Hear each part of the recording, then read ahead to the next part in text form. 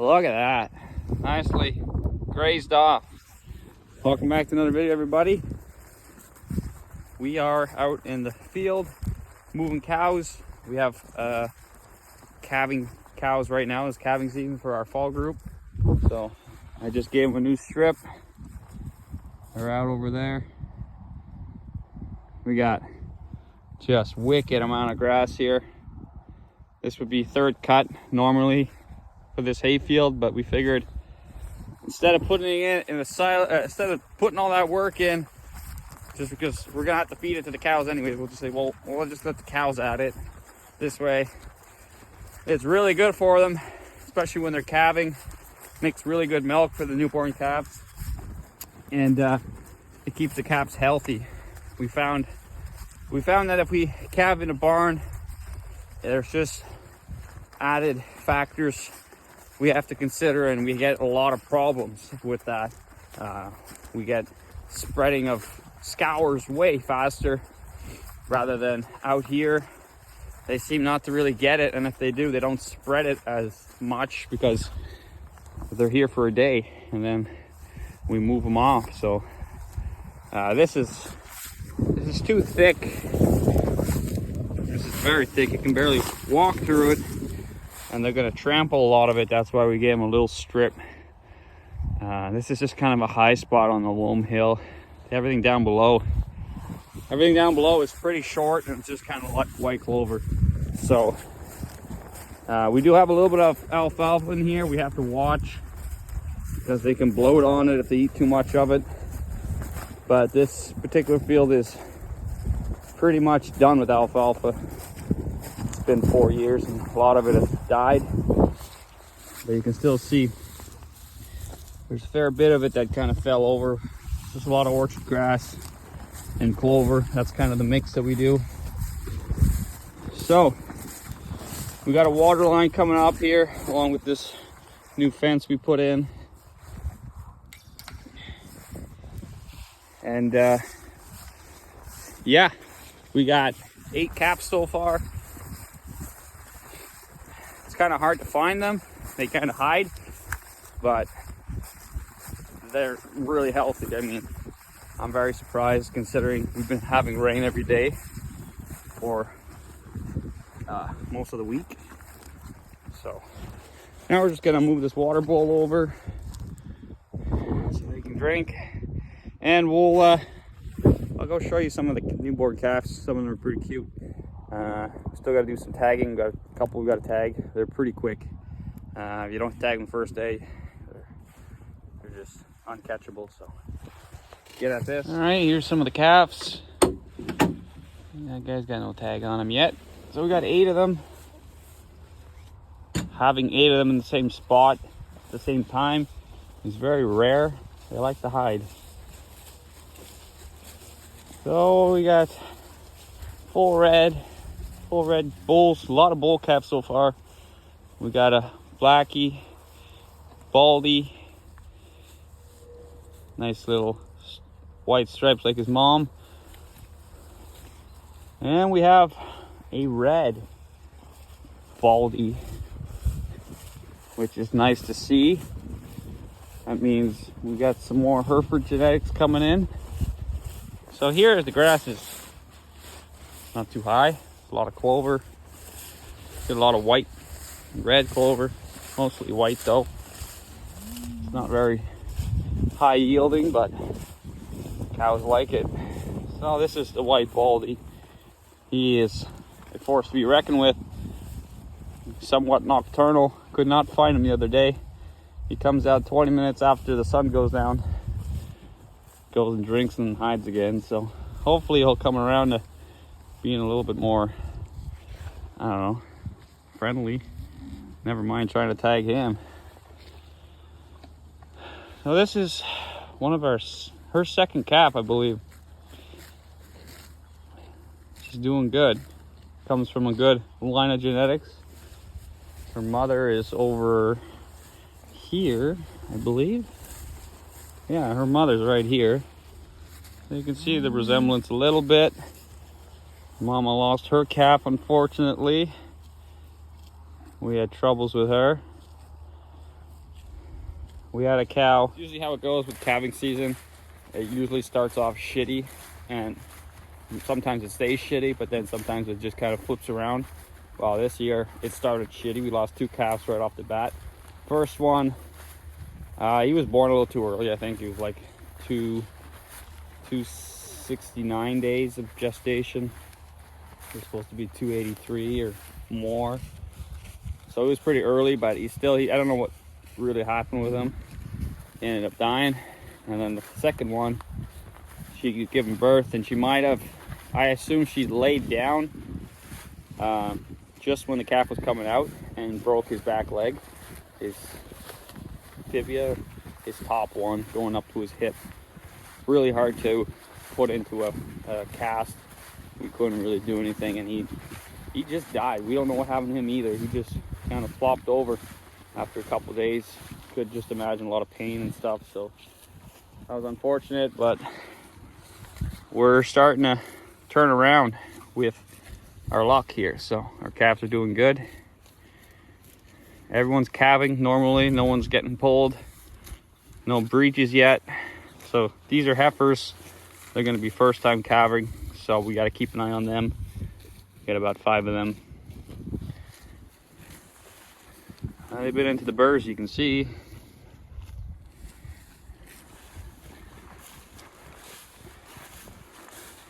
So yeah, that is that. This here is a heifer coming in really nicely. You can see she's bagging up. She got a electrical poly wire wrapped around her foot down when we were grazing down in that little 11-acre field. Someone pushed her through. I don't know, they must have been fighting. And she got a poly wire wrapped around her leg. Dug into her pretty good, and she was bleeding all over the place. But she has since healed. She's still limping a little bit, but you can see her bag starting to get firm. Her back area is starting to loosen up, so should be calving in a couple of days from now. Could be tomorrow, could be today. It's always hard to tell. This is the second one, the calf. Or no, you were well, technically the third, but the first alive. Yes. So they're all kind of calving late for what we kind of want. The due date is October 1st, but usually we have a fair bit beforehand. I don't know, maybe last year was a little, maybe like a unheard of case or something, but I guess now it is kind of normal. Last year was kind of too early. And we got a little shithead here. What happens when you drink from behind? Just like that. When you drink from behind, mom decides to shit, and on the head it goes.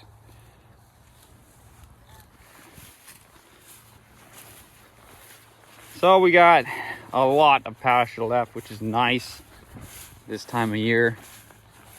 I think we're the 10th of October. Look at that. We still got the other side here too. We got 20 acres. And then we can go with the back. I still got to fence the back, but we can go back there if we want. So I'm thinking 4 weeks.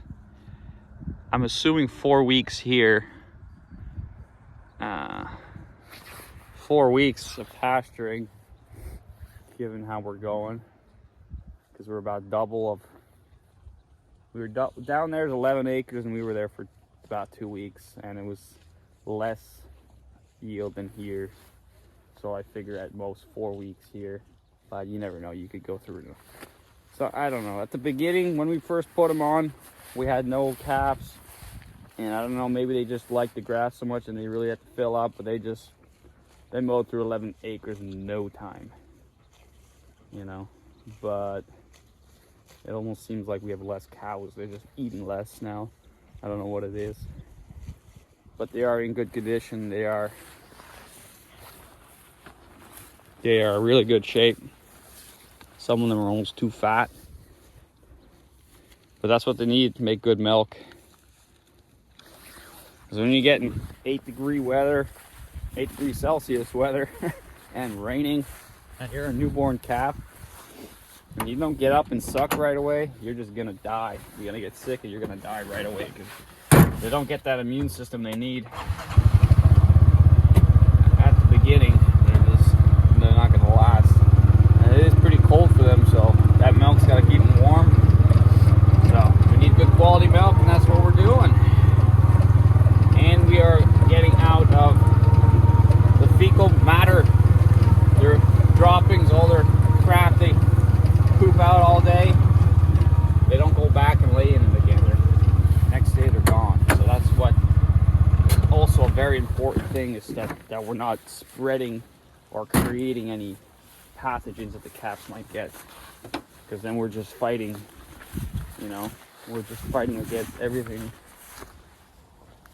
And that's usually what happens. They get scours, they get diarrhea, and they just go dump everything out the back end and get dehydrated and die. So I love to see calves like this. Mind you, we actually had newborn calves on pasture born, and then they get scours too. So I mean, it's not like 100% success rate. No, you know, if you're trying to eliminate scours or any disease in your calf, it's not going to be 100% success on pasture. But I think it's pretty much like way better. I don't know what the rate is, but it's certainly a lot better because the calves are just way healthier. So I'm gonna give you a little, I'm gonna shut up for a minute and let you guys watch these cows graze.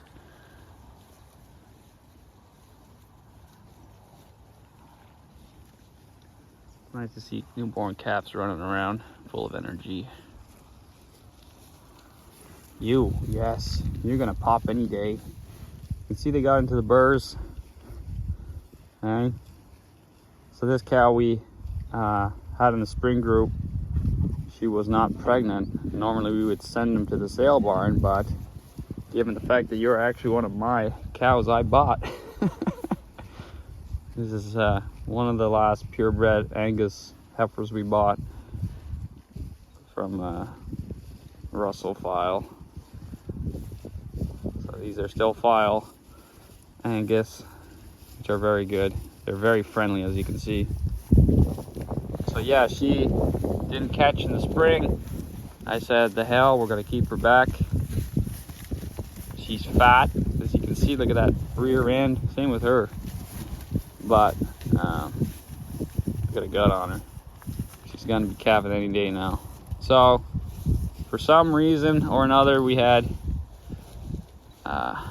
I don't know, poor breeding, or I don't know what happened, but a lot of them didn't catch, but they caught in the winter when we bred them again. So this is a nice heifer.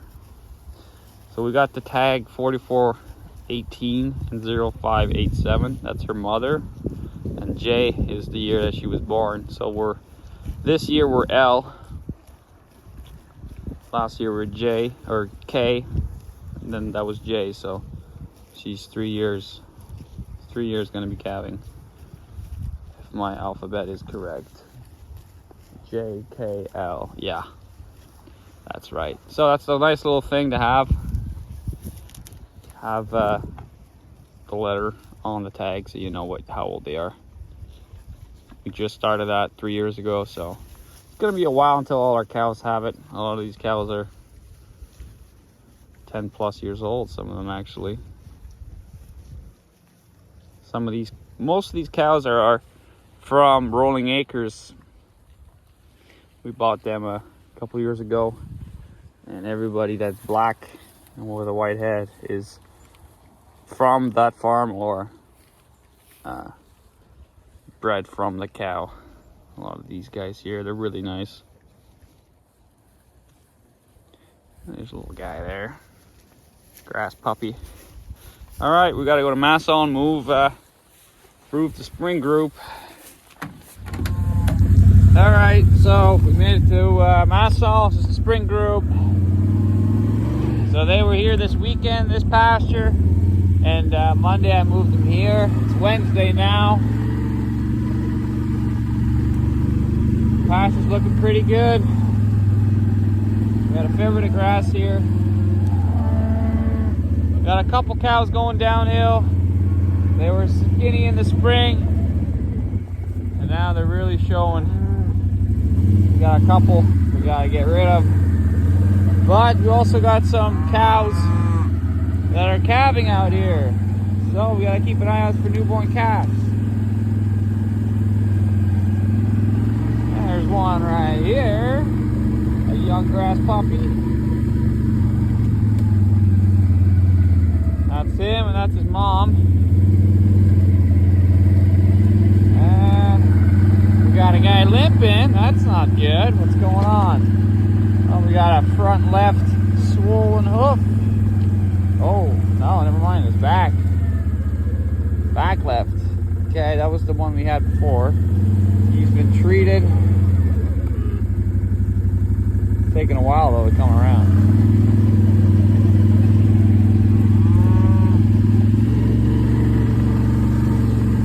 She's a cull cow, too. Her udder gave out.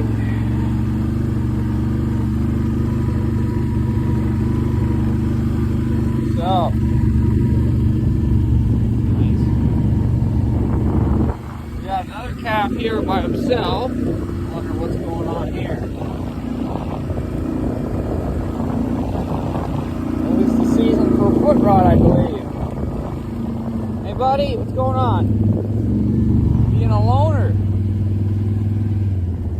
You're being a good loner. Nothing wrong with you. Hey. Okay.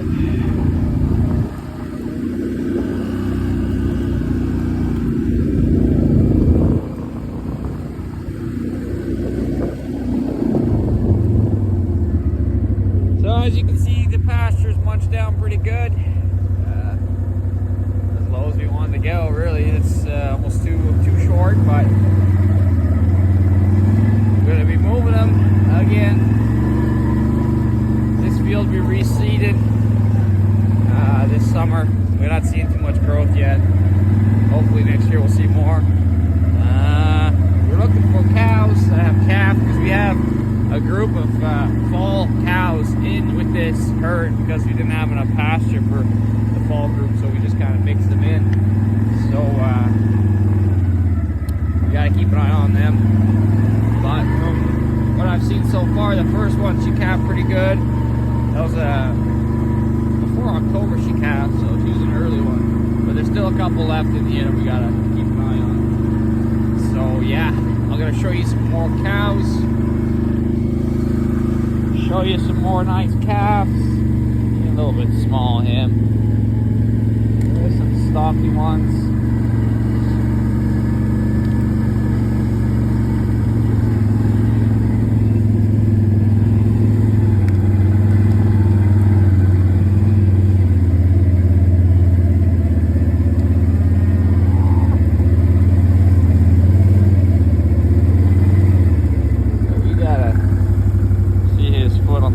Back there. I treated him. There's an infection in his foot, so he got some penicillin. It's gonna take probably a week or so, if not more, to solve that problem. Oh, just looking for bagging up cows. It's kind of hard to find a cow that's bagging up when they're all lactating. So I want to say there's nothing that's calving here yet. Okay, let's go. So we're gonna move them. Oh, wait a minute, look at that. That's a new calf. I saw her. Never mind this fucking skeleton here. Goodness. Good for you, 4302. Another bull. I swear it's the year of the bull. That's good. Sucking away.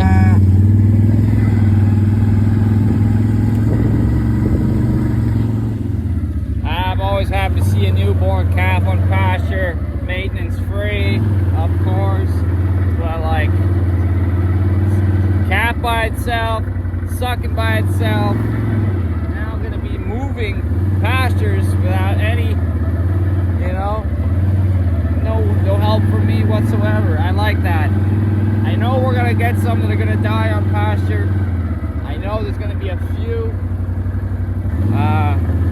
from complications with birds, but that's a percentage that's the standard in all of cattle. So you're always going to get that standard percentage mortality rate. But I mean, you can't be afraid of that. So that's why the biggest thing we are scared of is calving on pasture. Is what happens if there's a problem? How are we going to deal with it? There's no anything out here. You know, you can't put them in an alley or put them in a chute to help them. So you kind of just take that loss. But so far it's been nothing. So I'm happy with that. And I think in the future, I would like to see all of these cows here born. I'd like to see all these cows calving out here on this pasture by themselves. I know it's too big of a risk to do all in one shot. You're not going to do that. That's ridiculous considering, considering the risk that you're putting everything at. You know, you're risking your whole crop of calves. So you wouldn't want to do 90 or 100 cows switched over calving on pasture in one shot. You got to do a little bit at a time. So that's what we're doing with that other group. Just trying it, and then we're going to try these guys.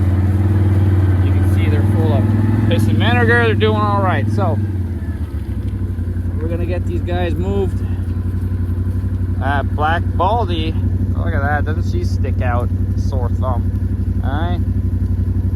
She is part of the fall group. She's supposed to be with the black cows too, but she also got switched out. She lost her calf last year. So we'll get these cows moved over. We gotta go through a couple used pastures to get to the new ones. Basically on the other side of this fence we're going, so we just gotta get them all to the end. Obviously the newborn calf is not gonna follow too greatly, but as long as we stay with this mom, we'll be alright.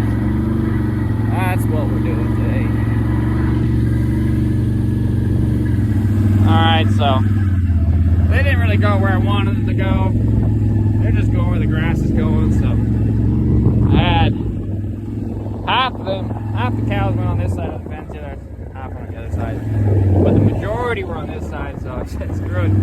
They're gonna stay on this side, even though it's a little bit of a small pasture. I don't like the heat from Wednesday to Friday. But I think I might start feeding them now a little bit.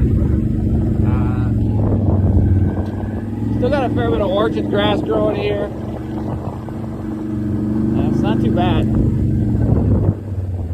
It's pretty thick some spots, as you can see here. So, past couple weeks, we actually had really nice weather. So we were combining and everything.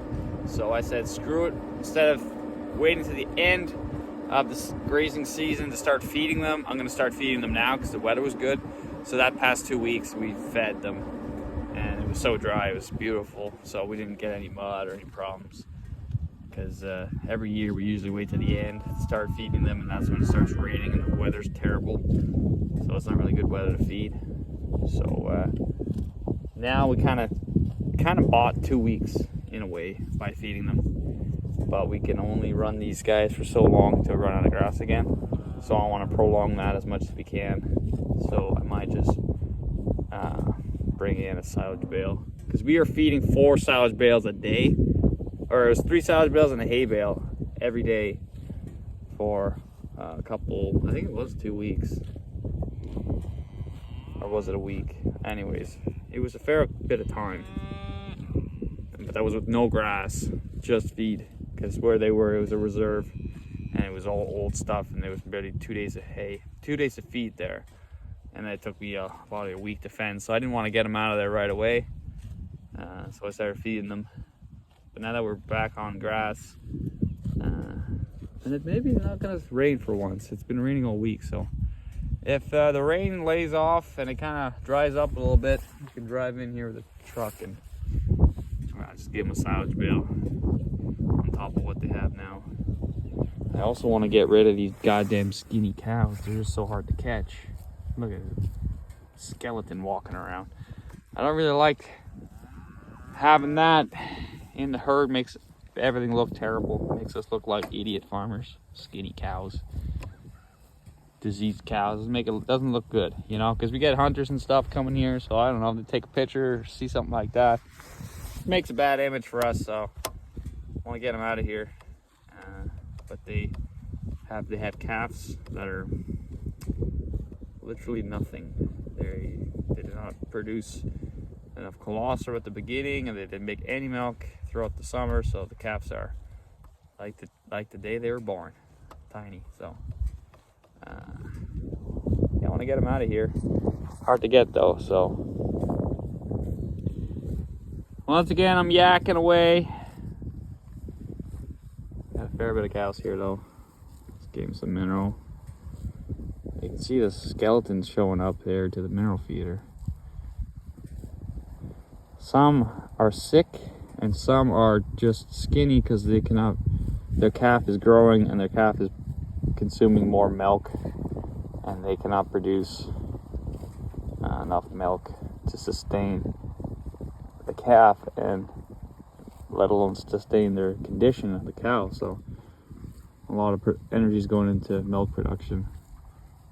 So I guess you could say they're not getting fed enough, or not fed well enough for their bodies. But for the average cow here, she can sustain her condition very well with what she's getting fed. So it comes down to the cow. So there's clearly a cow problem. A problem with in this case, it's their intestinal problem or something. They cannot absorb the nutrients properly. You can see they get skinny. So this is unfortunate because she's a really good cow. She was a really good cow. We actually kept a calf off of her as a replacement bull, just because of the color. They're kind of like a gray, not white, not black, just kind of a hybrid gray. So it's a really nice trait to have. Unfortunately, she's gonna have to go because she's gonna be reduced to nothing pretty soon. As with the other ones that are around here, there's that one with the horns is pretty done. There's one beside her that's starting.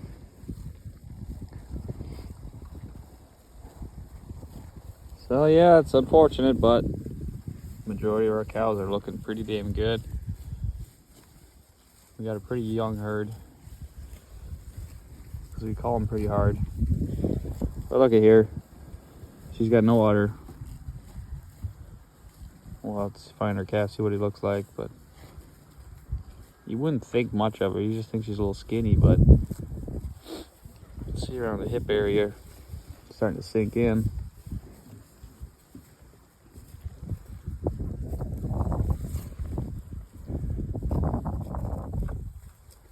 Some cows, they don't quite show their udder too much, but this here, the udder's still there. Not too bad yet, but there is a problem. There is a problem. The rest of the cows are fat. Once in front of their hip bone, that area starts to sink in, you'll know there's a problem. Example here. Terrible. I don't even want to show her. Oh, Jenny, how you doing, girl? Yeah, Jenny too. Mark 2 Jenny. How you been? Oh, there's Jenny 1. How you doing, girl? Come and say hi. You got some burrs on you. What the hell? So this is Jenny 1 and this is Jenny 2. This is a ridiculous kind of breed of animal. We don't know what you are, and we don't know what you guys are, but you're just a friendly type of animal. Makes farming worth it, eh? When you got cows like this. So Jenny 1 is exactly like how Jenny 2 is when she was young. They got this really distinctive, I don't know, head in a way, these eyes. how their eyebrows are. I don't know, but I can spot this cow from a mile away just the way her head is, and they are very friendly. Very friendly. I don't do anything. Like this is not a halter broken calf or something like special. Like, she was born like this. She walks up to you when she's young and she wants to bump you. And that's just their temperament. They're very, very, very, I don't know how to say it. They're very curious, or they're very friendly. Friendly temperament, I don't know.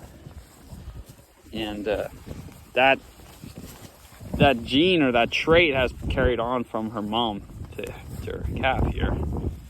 And I'm willing to believe that when Jenny too calves out, assuming she does, her calf will have the same trait. If not, we don't know why, but I'm pretty sure that trait is so strong it will carry on to the next generation. So that's pretty nice. I want to take full advantage of this trait that we've been blessed with and make it carry on into further generations. I know we only have 2, and Jenny did lose her first calf back when we were calving in the springtime in the terrible weather. In April, she calved out in a puddle of water. Her calf drowned or froze. I don't know what it was, but the conditions were not very favorable for calving. So we have since changed that. And hopefully Jenny too will have a nice heifer when she calves out, or maybe she'll have a bull. Her mom had a bull the first time. The one that we lost was a bull. So I'm happy we didn't ship Jenny to the slaughterhouse or to the auction. Hey, that wouldn't have been very nice. No, I gave you another chance because I knew darn right you're worth it. So Jenny too is starting to lose a little bit of condition, but it's pretty noticeable because she has a pretty good sized calf. I just don't want Jenny to get Johne's disease or any kind of disease like that. That would be terrible. But we want to make some wicked genetics from you guys, eh? You're gonna be a very good group of calves to have, and maybe we're gonna make a bull out of you. Hey, maybe we're gonna make some bulls out of this family. I'm certainly gonna, if we ever do have a bull calf from Jenny, the strain of Jenny's, we're gonna keep that bull. Just keep a note of that, because it's gonna be a great herd of genetic calves. So Jenny is 80, 85, her number, and I found 58, 58. So 85, 85 backwards for Jenny too. And I gave her a Jenny tag with an L, so we know how old you are. Jenny 1 is gonna have to, I don't think she has a letter on her tag. Oh, she does, she has an H. Okay, well, H means nothing, H means heifer. We didn't do that right. That was back before we started doing lettering properly. And this is 7901. This is top tier genetic cow in our books anyways, because she's just so old and she's made so many good calves, and she just maintains condition, awesome feet, awesome udder, and she's of course good temperament also. So I don't know, maybe down the line this might be a daughter from her. It could be. We don't have records that are that great, but we just go by know-how. In this case, we know this is a good calf. And I'm just blessed to have cows like this. This is just awesome. So once in a blue moon, you'll get a cow like this, it seems. It's just that awesome trait that carries on. And it's not just a temperament trait that we're looking for. We're looking for good, good feet, good udder, good weaning weights too. And they tend to do that. And plus the temperament's so nice, we like that too, because we don't want cows that are so spooky you can't go get up to them. So I don't know, it's just nice to have. And people that buy our cattle, we do sell some yearlings to local farmers that finish them or keep them for heifers or whatever, and they do say that they are some special cows. They are unheard of, really. You get other guys, cows around here that are just, you know, other side of the fence as soon as you get in the pasture. And you can't work with cows like that. You don't want cows like that. You know, some people say, oh, well, why do you want a cow that friendly? Well, you know, you want to round them up, take them out of the pasture. They'll follow you. They'll literally follow you. They don't even have to call them, nothing. You just walk with them and they'll go where you go. So that's a nice trait to have. So, and there is other cows in our herd that are like that. Not as friendly, but there are average cow really that is pretty friendly. You can't pet them, but you can certainly walk up to them and read their tag and see how they're doing. So once again, videos get photobombed with these skinny cows. But we'll say goodbye to Jenny for now. We'll yeah, that's a nice picture right there. All right, so all the chores are done. All the cows and calves have been checked on. We got to do some cleaning up now. We got some plastic from our silage bales that has accumulated for some time, and we have a compactor. We kind of compact it into a bale, but those bales just kind of sit around the farm, so we actually have to pick them up and bring them to a recycling facility so we can get it all cleaned up. We used to burn it, bury it. No, we don't bury it, but we used to burn some of it, and we used to put the rest in garbage cans up the road, and the municipality would come and pick them up and recycle them for us. But they don't do that anymore because it was pretty labor intensive, and it's a lot of plastic. I mean, here's some of it. That's kind of like a bale that we compress. So we gotta clean up all this stuff. I'm actually gonna keep the bucket on. I'm gonna go get the dumper and dump all that stuff. All right, so we had a big pile of plastic. We have since dumped it in there. Now we're gonna compress this one, wrap it up with some baler twine, and push her out. We got 2 more just around this corner to pick up. So, Pipe, you got a mouse, a rat, hey? So, we'll see how that goes. All right, just like that, she pooped out another plastic bale. See all the layers? I got a little lazy, only did 2 strands of baler twine. I might be regretting that in a few minutes when I go to move it. We moved with the spear last time, or maybe the bucket. No, we'll try the spear. Get that little grapple. Okay, so we got it out of this. Got it out of this area.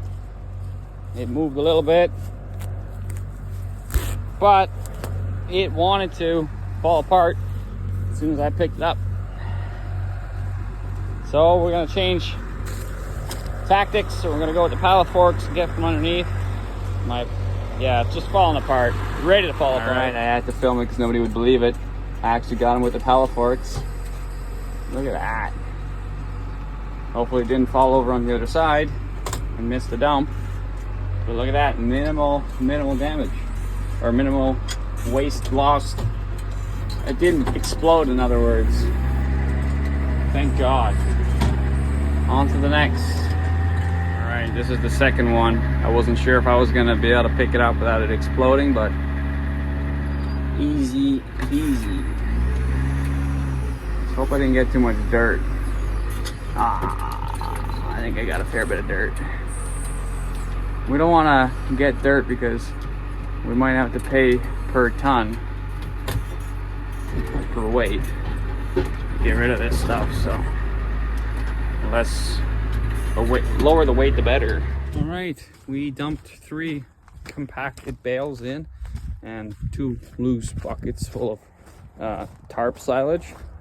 Let's go take a gander, see what we got. Up in the... Oh, not bad. About half a load, I'd say. But yeah, so the plastic is relatively clean, so that's what you kind of want. That's why we got that compactor, so that we don't leave it in a big pile and have a tendency to just drive it in it with the front end loader and scoop it up, because that's what you will kind of do if you have a mountain of it. But with this compactor, it kind of keeps everything clean, reduces the size of it obviously by compacting it, and then makes it nice and practical to pull out and load up. We put one with like 4 or 5 rounds of twine on it, and then we put it on a pallet and then kind of like tied it to the pallet. That didn't work so well, but doing multiple turns of baler twine. So yeah, my phone just filled up with storage and I had to delete a bunch of shit. But yeah, we kind of like this compactor, even though it's kind of a pain in the butt. Takes a little bit of time out of your day, but it's for free. They gave it to us for free. It even comes with a nice explanation. Anywho, it's 3 o'clock. I'm gonna hook on the big tractor so we can go fast, 43 instead of 40, and we can get down to Patnaville, which is 2 towns away. So yeah, get this out of the way. Filling up a tire. Got a big old gash in the sidewall. All right, we're on the route heading east. Windshield's dirty, and this damn air seat is worn out. I'm gonna have to buy a new one, I think, but pretty expensive from what I hear.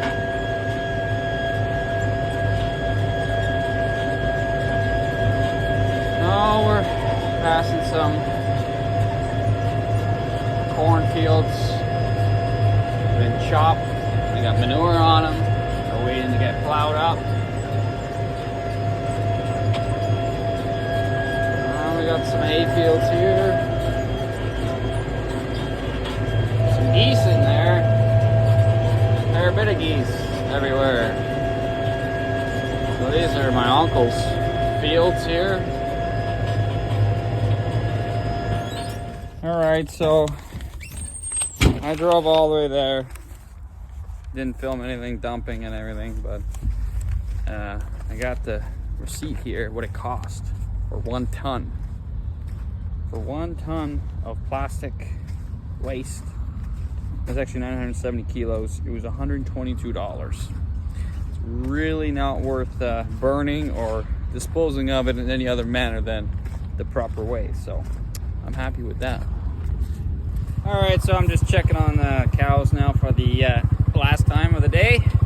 I'm gonna end the video here. So thanks for watching, everybody. The lesson of today is it's not too expensive to recycle and do good for the environment. Even though you're a farmer and you have to be against the environment, you know, some people think they have to be against all this new rules and stuff, but it really doesn't cost much to do your part and do the right thing and recycle. So that is the lesson of the day, and we'll give you a little outro with some of the beautiful grass puppies out on pasture. I call them grass puppies. I don't know why, but I do. Beautiful calves in their natural habitat. So right here, this baldy here, you can see her udder's just about ready to blow. This calf, the calf of hers, I should say, is Houdini. He's nocturnal and he only shows up for a little bit and then he goes back to hiding. So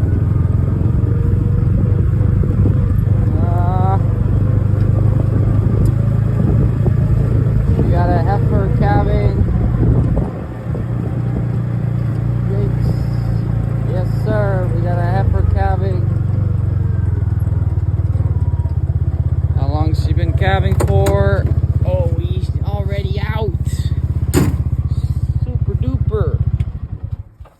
All right, never mind closing the video. We're reopening it. Hey, girl. Wow. That is not yours. It is, your cap is still in. Yes. This looked like yours, but it's not. I was tricked. Yes, I was tricked. This is, I believe, the calf from yesterday. Or am I wrong? No, I'm wrong. No, I'm right. No, I'm wrong. That's her calf. My bad. Oh, yeah, that's a heifer, the other one.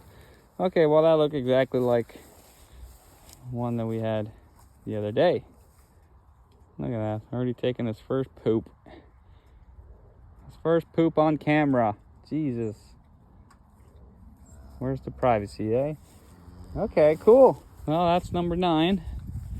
And that's out of heifer. And look at them. Stuck together like glue. That's what I like to see. All right, people. Thanks for watching. That's the outro. A new baby calf.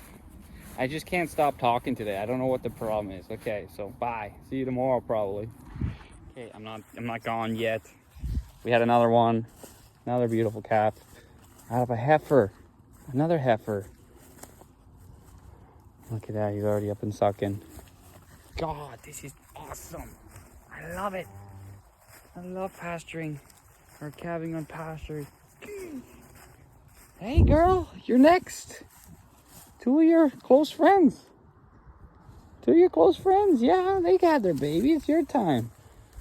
So she should be soon. Yeah, she's real soon. Anywho, wow, this is fun for once.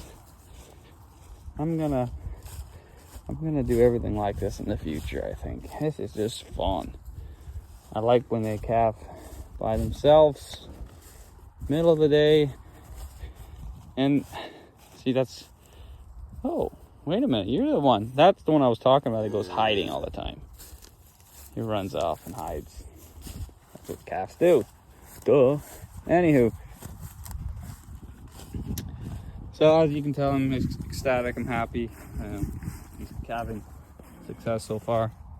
The way we're going, we'll be done in no time. We got 40 here. We got 9 on the ground, or 10 on the ground. Yeah, but 10 on the ground now. And we got 10 more in Maslow, and we have 2 that calved out in Maslow. So there you go. We got 50 in total. Last year we had 30. We're making the group bigger. We got last year's calves in the barn. We got to go run through them, check them out for how many heifers we want to keep back there.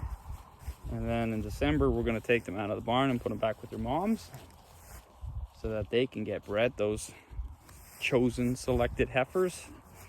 And maybe we can bring this herd up to 60. I don't want to go too quick because we got to accommodate all these animals for pasturing throughout the summer, and we got to find feed for them for this time now, which we're finding is good.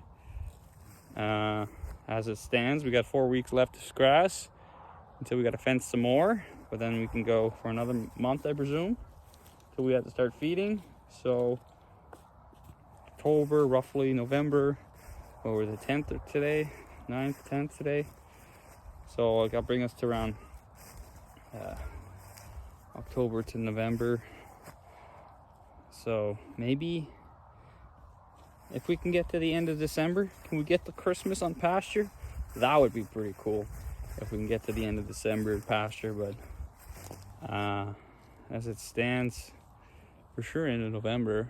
Oh yeah, at least 4 weeks for sure. So yeah, this video is gonna be too long because it's just me talking. So whatever.